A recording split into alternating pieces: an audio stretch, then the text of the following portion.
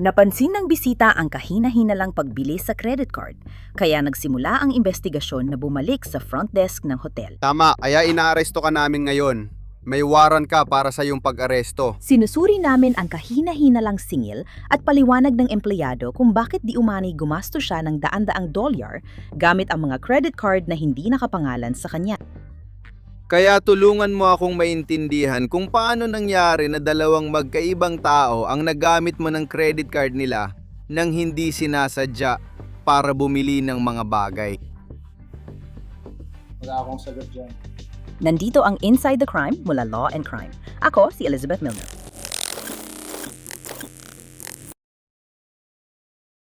Ganito ang mga kwento, kaya lagi kong chine-check ang bank account ko. Pero madalas, ako rin pala gumagawa ng kahina-hinalang transaksyon. Sa pagkakataong ito, may bisita ng hotel na nakapansin ng biniling Domino's Pizza at mga tiket sa pelikulang Zootopia 2. Habang iniimbestigahan, lumitaw ang isa pang tanong kung ang empleyado ng hotel ay siya mismo ang nakaisip ng di umano'y modus o natutunan niya ito sa iba. Pebrero 7, 2026. Sa Ellensburg, Washington, 2 oras mula Seattle. Alas 8:30 ng gabi, may babaeng tumawag sa Ellensburg Police dahil sa kahina-hinalang gamit ng kanyang credit card. May ideya siya kung sino ang posibleng may gawa nito. Sir Sean Potter ito ng Evansville Police. Hi, Sir Sian Potter. Kumusta ka? Ayos lang, anong nangyayari? Hi. May nakita kong random na singil sa Capital One card ko ngayong gabi mula sa Domino's. At pangalawa na ito ngayong linggo. Kaya nagtataka ako. May isa pa mula sa Majestic Theater. Kaya tinawagan ko ang Domino's niyang gabi para itanong ang tungkol sa singil. Nangyari ito mas maaga ngayong linggo dahil nakaduty ako para sa Aston at nag-stay ako sa Red Lion Hotel. Tinawagan ko sila para itanong kung kanino dadalhin at sinong tatanggap ng pizza. Ibinigay nila sa akin ang impormasyon. Naisip ko, interesting yon dahil nagka-charge ako sa Majestic Theater matapos mag-stay sa Red Lion Hotel. Yung babae sa front desk ay si Alexis, na tugma rin sa pangalan ng taong tatanggap ng pizza delivery. Kaya hindi ko alam kung siya rin bang si Alexis or hindi. Oo, pero naisip kong kapansin-pansin na pareho silang Alexis ang pangalan. Kaya nakuha ko ng impormasyon. Malinaw na parehong peke ang singil sa aking Capital One card. Hindi ko pa natawagan ng Capital One, pero kinansela ko na ang pizza delivery at naisip kong ipaalam ito sa inyo. Sige, magsisimula na ako. Naka-record ang body camera ko. Batay sa nakuha naming dokumento ng korte noong Pebrero 3, 2026, napansin ni Warner na may nakabingbing singil sa kanyang account na $27 at 75 sentimo para sa Majestic Theater sa Yakima. Noong ika-4 ng Pebrero, 2026, na i-post at na-clear ang singil. Nagtaka si Warner at patuloy na mi-monitor ang account niya. Ngayong ika-7 ng Pebrero, 2026, nakita niya ang isang singil mula sa Ellensburg Domino's na nagkakahalaga ng $44 at 76 na sentimo bandang alas 8:29 ng gabi. Pumunta ang opisyal sa Domino's upang beripikahin ang mga detalye ng delivery. Kinumpirma ng mga empleyado ang address kung saan dapat ihatid ang order at tinukoy ang pangalan ng taong umano'y nag-order nito. Kumusta? Ako si Sir Sean Potter at naka-record ang body camera ko. Kinausap mo ba kamakailan ng isang babae tungkol sa peking card o pizza na in-order? O may staff ba kayong nakausap niya? Peking pizza? Ooh. May tumawag at nag-order gamit ang credit card na hindi kanila. Mga pangalan, Ang pangalan ng biktima ay Samantha Warner, pero para kay Alexis King, ang pizza sa 1,700. At interesado ako malaman kung paano ginawa ang order na yon, kung online ba o may tumawag. Ayos. Pwede ko hanapin si Richard Rothbach. Marami kaming napag-usapan, lalo na kay siya ng Hogether. Oo, tumawag lang siya sa loob ng huling kalahating oras. Ikaw ba yan? Alam ba nila kung delivery or pick-up ito? Pick up, papunta sa Red Lion. Papunta sa Red Lion. Oo. Para kay Alexis King.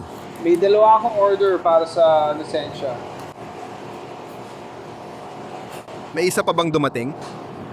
Kaya dalawang pinapadala ko sa address na yun kasi nagkaroon ng kalituhan sa akin. May oras ba sila kung kailan ako pwedeng naroon? Kaya sana ay nandun na ako noon. Tinawagan kayo ng biktima at may nakausap siya ng alas 8:30 o alas 8:20, 9 ngayong gabi. Nakita niya ang singil sa card kaya tumawag siya para alamin ang nangyari. Buti na lang at walang nadala niya sa atin siya. Ayos lang, kaya ako nandito. Pero ako ang may hawak ng order. Wala yata tayo niyan. Ang hinahanap ko ay kung ito ba ay online order o kung ito ay order sa pamamagitan ng tawag sa telepono. Mukhang ganun nga. Hindi ko na kailangan makita na may kumuha na. Yung linya ng telepono, Oo, at nakalagay ang Domino's. Sa gilid, ibig sabihin online ito in order. Sa pamamagitan ng app, oh. Dawin ang bahagi ng Apple. Sige, Ooh, sige. Chaya. Na yun, yung order ba, nakalagay ba doon na para kay Alexis yun? Kaya ginagawa ko. Pwede ko bang makita? oo, ayos na Nawawala lang. ang camera ko. Umakyat dito si Lexus at dala niyo yung address para sa Red Lions. Wala tayong Oo, tama walang yan. numero, iba pa, pangalan lang talaga. Kaya. At iyon ay, Narito ang order. pareho lang pala. Yung isa pang order na available, Hindi, parehong tao iba ba yun. o ibang pangalan? Siniguro ko na, Perfecto. kaya okay na tayo. Perfecto. Sige, yun lang ang akin. Ayos. Salamat. Okay. At ikaw ang manager, Pratzer. Ano ang una mong? Nakumpirma nilang si Alexis King, umano ang nag-order ng mga pizza na yun. Pakinggan mo. Ayon sa court documents, na-driver's check ako kay King mula Spillman at nakita kong may misdemeanor warrant siya mula Quititas County Lower District Court dahil sa hindi pagdalo. Pagkatapos kong malaman ito, naalala ko ang tawag kamakailan na may parehong paratang. Si Sergeant Sendino ang kumuha ng ulat kung saan ang biktima ay tumuloy sa motel at ginamit ang credit card para mamili online sa Walmart at iba pang lugar sa Yakima. Tinatayang $300 ang nanakaw. Hinala ng ag-ulat na taga Red Lion ang gumawa pero walang ebidensya. Kaya pupuntahan ng pulis si Alexi sa trabaho niya. Hi Lexi, kumusta ka? Mabuti ikaw? Mabuti. Ako nga pala si Sergeant Potter. Ito naman si Corporal Ingram. Para lang malaman mo, pareho namin nakarecord ang aming mga kamera. Sige, sasamahan ka naming lumabas. Sige. Sige, yan ba ay heating pad? Oh. Sige. Hindi ko pa nagawa yun. Ikaw ba? Oh. Sige.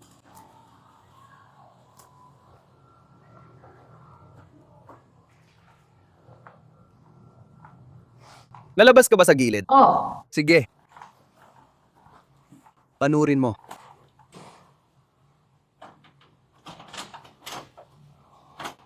Inaresto ka na ngayon dahil may warrant of arrest.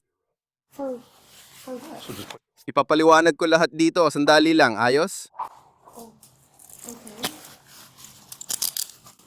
Tingnan ko lang dito. Sige, ayan. Ayos lang yan.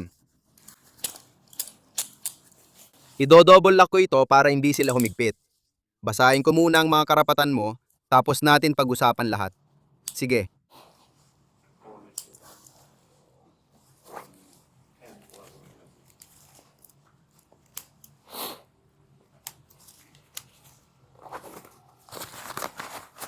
Samahan mo akong maglakad dito. Kailangan mo humarap sa akin. Babasahin ko muna agad ang iyong mga karapatan at pagkatapos ay ipapaliwanag ko sa iyo kung ano ang nangyayari. Ayos ba? May isa pa kaming tao dito na papalit sa shift mo. Sige.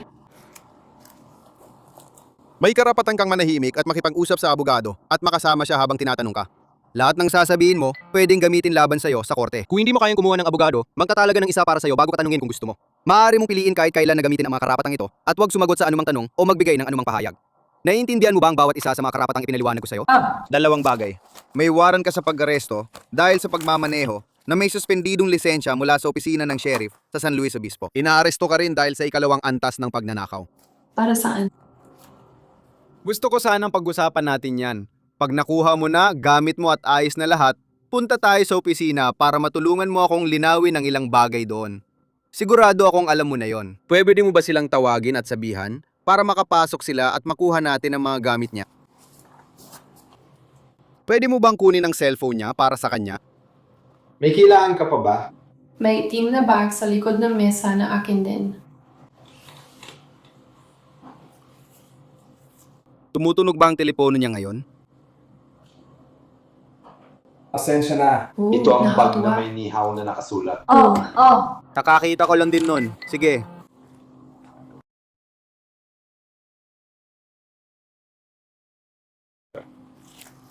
Tinawagan ko lang pero di nag-ring. May tumatawag na walang ID. Oo, yun nga. Ayos Ayos lang. lang, Oo, oo. Oo, yun nga. Sige, kinukumpirma ko lang. May kailangan ka pa bang asikasuhin tungkol sa kaha o iba pang ganon? Sa tingin ko, wala naman. Sige, may dala ka bang mga susi? Wala. Kailangan kang kapkapan. Hindi. Sige. May sasakyan ka ba? Ay, hindi May naman. gamit ba dito o sa bag mo na pag-aari ng negosyo? Hindi. Hindi. Pati yung notebook at lahat ng mga gamit na yun. Hindi, akin lahat yun. Iyon na lahat. Ooh. Ilalabas namin yan doon. Sige. Kukunin mo yan. Kukunin ko itong mga to. At ang gagawin natin, ilalagay ko na ito sa bag na yon. Ang gagawin natin sa huli ay lalabas tayo papunta sa kotse. Kakapkapan ka, Ilalabas ka namin sa opisina, gagawin namin ang lahat. ilagay mo sa bag para hindi mabasa. Di ko alam, siguro sa labas. Kaya Kale, may. Yung maliit kong itim na bag din doon. Yung maliit na itim na bag at yung earbuds. Dinala sa istasyon ng pulis ang 24 na taong gulang para interogasyon, pero itinanggi niyang alam niya ang tungkol sa nakaw na credit card ng bisita. Kaya malino kong sinabi na inaaresto kita dahil may waran ka sa paglabag sa batas trapiko. Pero inaaresto ka rin para sa kasong second degree theft. At sinabi mo nung nasa motel tayo na nalilito ka tungkol doon. Oh. Medyo matagal-tagal na rin mula nang napag-usapan natin yun sa biyahe sa kotse at lahat. Alam mo ba kung ano ang tinutukoy kong pagnanakaw dito? Wala. Wala kang ideya. Wala kang maisip na kahit ano na nagawa mong mali na dahilan kung bakit ka nandito. Inaresto dahil sa pagnanakaw? Hindi. Sige. Bibili ka ba ng pizza ngayong gabi? Oh. Sige. At lumabas ba ito? Oh. Talaga? Oh. Sige. At paano mo binayaran ng pizza na yon? Gamit ang card ko na nakasave, nag-autofill lang. Na-autofill ba ang card mo? Oh, pinindot ko lang yung isa sa mga card na nandoon. Oo, sige. Para mag-autofill, kailangan mo munang ilagay ito ng mano-mano bago i-save sa iyong Sige. wallet o kung ano man ang gamit mong telepono. Sa tingin ko, meron kang Sige. para may save mo yun doon. Pasensya na. Tama ba? Oh. Kaya ngayong gabi, umorder ka ng Domino's at sinasabi mong ginamit mo ang akala mong card mo. Tama ba yon? Oh. Sige. Kaya ang problema, hindi mo ginamit ang card mo. Gumamit ka ng card ng isa sa mga bisita sa hotel. Paano, shrug? Hindi. Sige lang. Hindi, ikaw ang nagtatanong sa akin. Hindi kasi, hindi ko lang maintindihan kung paano gagana yun. Ako? Alam naman natin pareho paano yun gagana. Bakit mo ginagamit ang personal mong telepono sa trabaho at nilalagay ang mga credit card ng mga tao Wala. para sa trabaho? Hindi mo ginagawa yan sa kahit anong paraan. Hindi. Tama ba yon? Sige. Paano nito otomatikong mapupunan ng impormasyon ng isang customer? Impormasyon, credit card, numero ng credit card, petsa ng pag-expire, at 3-digit na PIN? Paano mapupunan yon ng otomatiko kung hindi mo naman ginagamit ang telepono sa trabaho? Lexi, Hindi ko. alam? Kasi hindi ito ang unang beses na nangyari ito. Ginawa mo rin ito nung nanood ka ng Sign. Noong ika-4 sa sinehan. Naalala mo bang pumunta ka sa sinehan? Ooh. Anong pelikula ang napanood mo? Ako. Alam ko, tinitingnan ko nga ito, kaya hindi ako makapag-isip ngayon. Zootopia. Sige, sinama mo ba ang anak mo? Ilan ang binili mong ticket? Tatlo. At paano mo binili ang mga yon? Online? Oof. Sige. At magkano? Magkano yon? $20. Sige. Tama naman. Ooh. Magkano ang pizza ngayong gabi? Mga 30 Sige, sa tingin ko mga 40 ilan, pero kahit na. Naniniwala akong hindi ito ang unang beses na nangyari ito. Hindi lang natin mapatunayan noon. Pero ngayon, kaya na natin. Sa Yakima ka nakatira, tama? Tandaan, ayon sa dokumento ng korte, 2 beses bumili sa Domino's at may isang pagbiling humigit kumulang $30 sa Majestic Movie Theater. Pero mag-iiba na ang direksyon ng interogasyon. Magbabago rin kaya ang kwento ni Alexis? Nakatira ka sa Yakima, tama? Ooh. Sige. Noong nakaraan, si Sargento Sedano ay tumanggap din ng ulat mula sa isa pang customer na tumuloy sa Red Lion na nagsabing, "Uy, tumuli ako sa Red Lion." At pagkatapos ng ilang araw, nagkaroon ng mga hindi autorisadong singil sa credit card ko sa Yakima. Particular na sa Yakima. Isa sa mga iyon ay galing sa Walmart. Isa sa mga iyon ay sa KFC. Hindi ko rin agad matandaan yung isa pa, pero online na tindahan din ito. Sige. At kaninong pangalan ang nakaugnay doon? Kaya tinatanong ko, Lexi, paano kaya nangyari na autofill yun? Baka may dahilan kung bakit ganito, pero hindi ko alam dahil hindi ako nasa hotel business. Maaring may valid na rason sa paggamit ng telepono para mag-input. Pero parang hindi ganoon ang dating. Hindi. Sa usapan sa may-ari, mukhang hindi naman ganoon ang kaso. Hindi. Kaya tulungan mo akong maintindihan kung paano nangyari na gamit mo ng hindi sinasadyang mga credit card ng dalawang magkaibang tao para bumili ng mga bagay. Wala akong sagot dyan. Sige, kumusta ang kalagayan mo sa pera pagdating sa araw-araw mong pamumuhay? At may kasama ka bang nakatira o kayong dalawa lang ng anak mo? May kasama ko May ka-roommate. ka-roommate ka, oo. okay. At hinati niya sa gitna ang bayad. Ibig kong sabihin, ano ang itsura Oo, ng hinati usapan sa namin. pera? Alam mo bang lahat? Oh, Sige. At ikaw, ibig kong sabihin, parang pumupunta ka sa mall, gumagastos ng pera. Nakita ko na ang dami mong makeup sa bag mo. luma na lahat ng makeup Tama, na yun. eksakto. Makikita mo naman eh. Wala akong alam Uy, tungkol ka. sa makeup. Napansin ko lang na meron, ibig ko sabihin, Dinala dala-dala ko mo to kasi. kasi, Kaya gusto ko 16 magdagdag na ng oras. bilis. Akong natrabaho ngayon, kaya sinusubukan ko. Ayusin ng kaunti para hindi ako mukhang pagod kaya na nararamdaman ko. Oo, naiintindihan ko yan. Alam kong nagtatrabaho ka ng 12 oras. Kaya gets ko. Tulungan mo akong maintindihan kung ano ang takbo ng araw-araw mong buhay. Full-time mommy ako tuwing weekdays, tapos nagtatrabaho ng sobrang haba ng oras tuwing weekends. Tapos inuulit lang. Oo, at Paulit-ulit talagang lang. ganun palagi. Pumupunta rito. Buwan-buhay ko mula nang ipinanganak siya. Oo. Sige. At masasabi mo ba na ikaw ay matatag sa pananalapi, nahihirapan, o may kaya? Saan mo ilalagay ang sarili mo doon? Nahihirapan. Nakakaraos naman, pero hanggang doon lang, oo. Sige.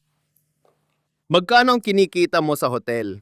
Laging 7 kada oras. Minimum, sa tingin ko, kung iyon ang minimum. O hindi ko alam kung ano yun. Hindi ko alam. Inaakala ko lang na ganun lang. Sige, di ko masasabi sa'yo.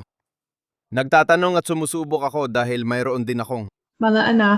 alam ko kung gaano sila kamahal at kung gaano karaming trabaho ang kaakibat noon. At lahat ng kasama ron, naiintindihan ko yon. At kapag nahihirapan ka at nagsusumikap, sinusubok ang pagkasyahin ng kita.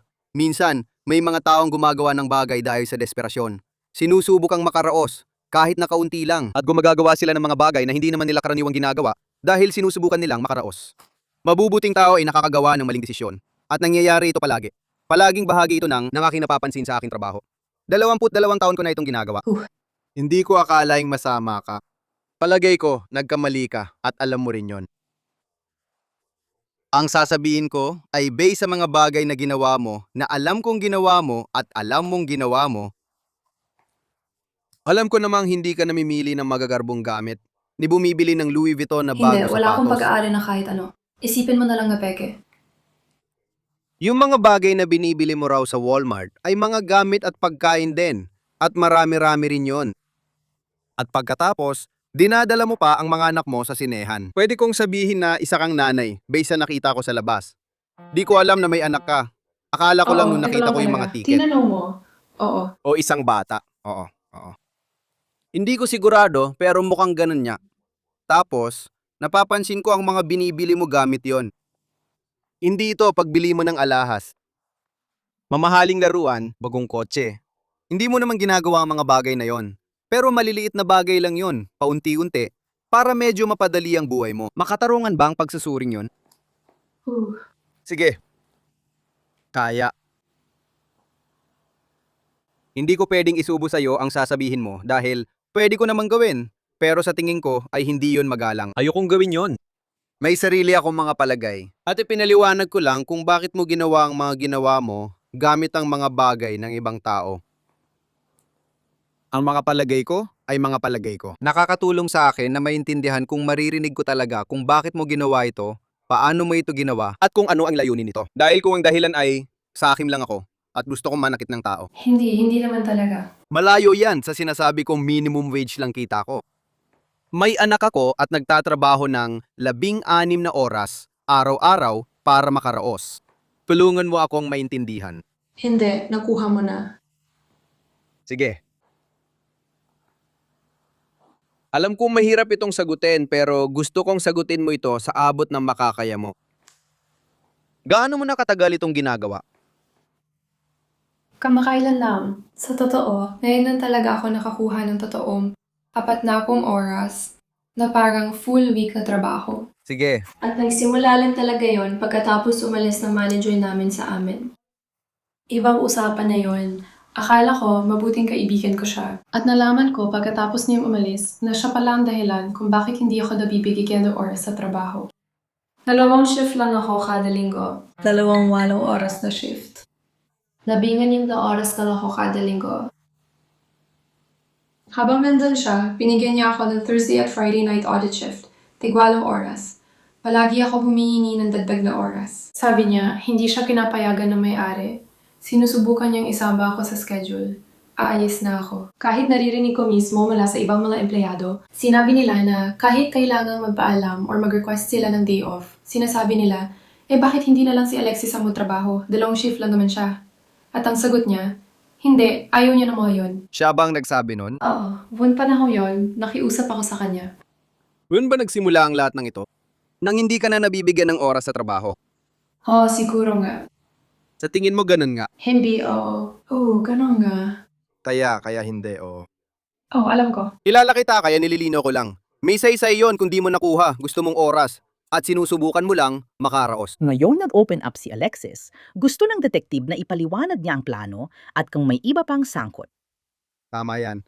Ako, Hindi ko alam. kinukunan mo ba ng litrato gamit ang telepono mo ang mga card nila? Isinusulat mo ba ang impormasyon? Kinukuha mo ba ito sa computer? Hindi. Paano naman gagana yon? Wala akong sagot yan.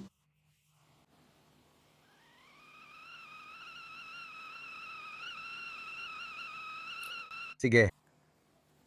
Tingnan ko kung kaya kong sabihin yan sa ibang paraan. Sabi mo nag-autofill sa telepono mo, na pareho naman nating alam na hindi naman mag-autofill yon kung hindi mo manumanong inilagay doon. Tama? Tama. Sige.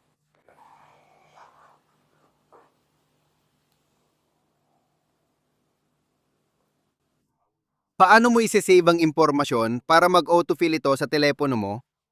Hindi talaga ito nag-autofill. Sige, kaya manumano mo nilagay ang impormasyon doon. Kailangan mo talagang gawin kahit minsan, kailangan mo may gawin. Hindi ito basta-basta lumalabas ng kusa. Tama. Mano-mano mo talagang tinatype ang impormasyon gamit ang mga numero sa telepono. Tama. Minsan, pwede mo ring kunan ng litrato at automatikong mag-upload.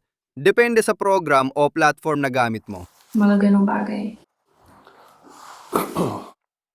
Kaya 2 paraan yon kung paano mo nakukuha ang impormasyon o kung paano ito na ilalagay sa mga device na yon. Ang tinatanong ko, habang nasa trabaho ka, paano mo nakukuha ang impormasyon? Wala talaga ako sagot. Wala ka talaga o ayaw mo lang sagutin? Ayokong sagutin sana yon. Sige, ayos lang ulit yan, Lexi. Hindi kita mapipilit na magsalita. Sa pag-unawa kung paano at bakit ito nangyayari. Nakakatulong ito may parating sa piskal. Marami kasing nagkakamali sa pag-unawa kung paano gumagana ang pagpapatupad ng batas. Akala nila kami ang nagsasampa ng kaso pero hindi ganoon. Kami ang nanggongolekta ng ebidensya at umuunawa sa mga nangyayari sa insidente. Kumikilos kami batay dito at pagkatapos ay pinapasa namin ito sa mga piskal kahit nakakulong sila o hindi at pagkatapos ay binabasa nila ito. Silang may responsibilidad na pagsama-samahin ng mga ebidensya at sampahan sila ng tamang kaso. Kung magkamali kami at may makalimutan, sila ang gagawa ng aksyon. Kaya ang sinusubukan kong gawin dito ay tulungan ka rin para maintindihan nila kung gaano kalalim ito. Dahil meron kaming, hindi ko sasabihin kung ilan alam ko. Ikaw ang magsabi sa akin. Ilan sa tingin mo ang iba't ibang card na nagamit mo sa panahong yon? Hindi ko alam. Hindi mo alam. Hindi. May hula ka ba? Hindi. Sige, mahalaga sa akin kung paano mo nakuha ang impormasyong ito, kaya ako tinatanong. Dahil ang hindi ko alam ay kung ano ang ginagawa mo, hindi ko masasabi kung oo o hindi, kung kino-clone mo ba ang mga card at gumagawa ka ng mga card. Hindi ko nga alam na may ganun pala. Sa totoo lang. Ayos lang yan. Hindi ko alam yun. May mga tao rin sa posisyon nyo sa iba't ibang lugar na may access dito.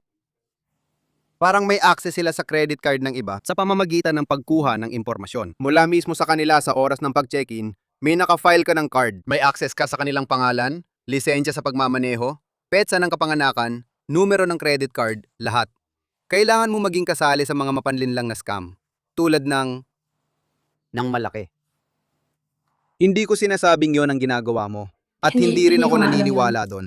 Na may ganun pala. Siyempre, naiintindihan ko. Ang ikinababahala ko ay ayaw mong ipaliwanag kung paano mo nakuha ang impormasyong ito at bakit. Napapaisip ako, bumabalik sa panahon ko bilang detective. Iniisip kung bahagi ba siya ng mas malaking grupo na nagbabahagi ng impormasyon sa iba. Hindi. Paano mo ito nakukuha? Bakit mo kinukuha? Ikaw lang ba o may iba pa? Kinukuha mo ba ito mula sa internet? Kinukuha mo ba ito mula sa kanilang mga record? Kumukuha ka ba ng mga larawan? Tinetext mo ba ito sa ibang tao? Meron. Yan ang ikinababahala ko. Tama ba? Kaya ako nagtatanong ng ganitong mga tanong. Kailangan natin managot sa impormasyong yan. At hawak mo ang impormasyon ng ibang tao na maaring makasama sa kanilang buhay, na maaring makasira ng kanilang kredito at iba pang bagay. Kinakansela ang mga card na may mga bayaring nakakabit pa sa mga yon. Ang epekto ng ginawa mo ay negatibo ring nakakaapekto sa kanila. Kaya trabaho ko na subukang alamin kung hanggang saan maaapektuhan sila nito at kung paano rin sila matutulungan habang tinutulungan kita at ang anak mo. Sa huli, ang piskal ang magbabasa at titingin kung nakipagtulungan siya, bakit niya ginawa at kung may kinalaman siya sa iba.